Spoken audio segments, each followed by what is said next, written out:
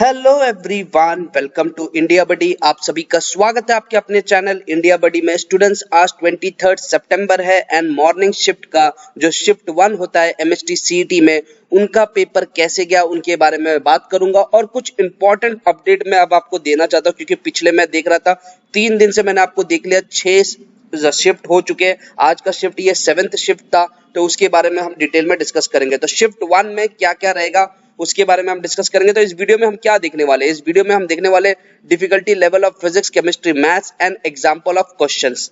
ठीक है स्टूडेंट्स, तो यहाँ पे अगर आप डिफिकल्टी लेवल देखते हो तो फिजिक्स का जो पेपर था वो मॉडरेट लेवल पे आया था स्टूडेंट्स। 15 क्वेश्चन इजी थे एंड 35 क्वेश्चन मॉडरेट थे। मतलब ये काफी ज्यादा एक ठीक ठाक फिजिक्स का पेपर था कि बहुत ज्यादा डिफिकल्ट नहीं रखा था, मॉडरेट लेवल पे रखा था। कई स्टूडेंट्स को थोड़ा बहुत डिफिकल्ट लग सकता है, लेकिन ये ओवरऑल मैं आपको 1200 आसपास के स्टूडेंट्स के रिव्यू के हिसाब से बता रहा हूँ। सो कभी कभी होता क्या कि अगर आपने कोई टॉपिक को मिस किया और उसमें से क्वेश्चन आ गया तो आपको लगता है कि पेपर टफ था, लेकिन वो उस टॉपिक का बहुत इजी वाला क्वेश्चन था, तो उसके हिसाब से भी मैं मैटर करता हूँ। सो एक रिव्यू जो मुझे पिछले 7 जो सेशन हो गए, मतलब 3 दिन के 6 और आज का 7, मुझे लोगों ने बोला कि सर लगभग आधे से ज्यादा क्वेश्चन जो प्लेलिस्ट मैंने बनाया है फिजिक्स का उसी से घूम फिर के बन रहा है। तो स्टूडेंट्स प्लीज फिजिक्स का प्लेलिस्ट देख लेना, डिस्क्रिप्शन में भी मैंने लिंक दिया है, तो प्लीज उसको जरूर देख लेना। केमिस्ट्री के पॉइंट ऑफ व्यू से आपको बोला गया है कि 40 क्वेश्चन इजी थे एंड 10 क्वेश्चन मॉडरेट थे। तो जो केमिस्ट्री में मैंने इजी पे यहाँ पे एस्टेरिस्क दिया है, इसका सिंपल मीनिंग कि इजी से थोड़ा सा ऊपर थे, मतलब एकदम ज्यादा इजी नहीं, लेकिन मॉडरेट लेवल पे भी हम नहीं बोल सकते। जो केमिस्ट्री का पेपर इजी था।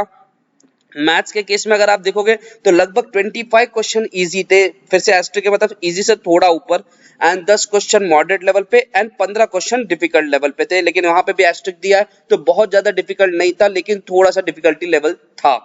ओके स्टूडेंट्स, तो ओवरऑल अगर आप देखोगे तो इस पेपर को हम मॉडरेट बोल सकते हैं। कल के सेशन के हिसाब से कल का दिन जो था वो काफी टफ था, लेकिन उसके हिसाब से ये मॉडरेट लेवल पे है। बट डेफिनेटली ये पहले 2 दिन का जो पेपर हुआ था 20 एंड 21, उससे ये डिफिकल्ट था, लेकिन ये 22 से थोड़ा इजी था।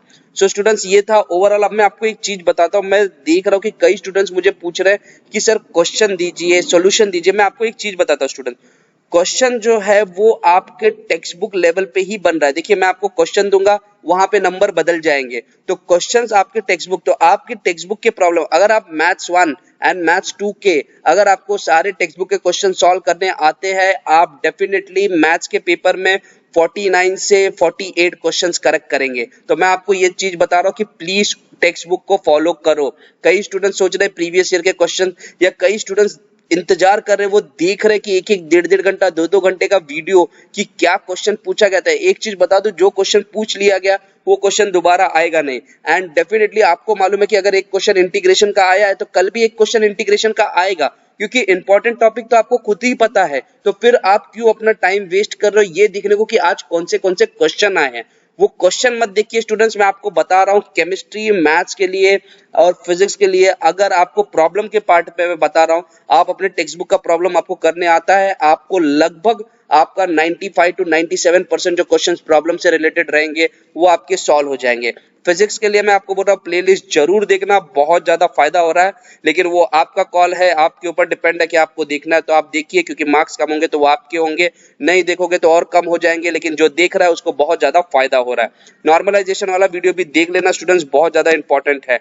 तो ओवरऑल अगर हम देखते हैं तो क्वेश्चन जो है वो आपका मॉडरेट आ रहा है, टेक्स्ट बुक क्वेश्चंस के बेस पे आ रहा है, प्रीवियस ईयर्स के क्वेश्चन कुछ लोग बोल रहे हैं, बट उससे कुछ ज्यादा इफेक्ट नहीं हो रहा है। सिर्फ आपको प्रीवियस ईयर से एक आइडिया लग रहा है कि जैसा बोला गया था इंटीग्रेशन का क्वेश्चन रहेगा, डेरिवेटिव का क्वेश्चन रहेगा, एसएचएम के क्वेश्चंस रहेंगे, लॉजिक गेट के क्वेश्चंस आ रहे हैं, जो केमिस्ट्री में अगर नेम्ड रिएक्शंस है उनके क्वेश्चंस आ रहे हैं, तो वो तो हर साल आते थे। तो इसीलिए प्रीवियस ईयर्स के क्वेश्चन भी उतने ज्यादा मायने नहीं रख रहे। टाइम मैनेजमेंट थोड़ा सा मैटर कर रहा है, खासकर मैथ्स के लिए। तो अगर आप टेक्स्ट बुक के क्वेश्चंस को सॉल्व कर लेते हो स्टूडेंट्स, आपके लिए बहुत ज्यादा यूजफुल होने वाला है। प्लीज स्टूडेंट जितना हो सके उतना इस वीडियो को शेयर कीजिए, डेफिनेटली आप प्लेलिस्ट भी देख लेना एंड चैनल को सब्सक्राइब करके रखिए। So thank you very much for watching India Buddy. जय हिंद।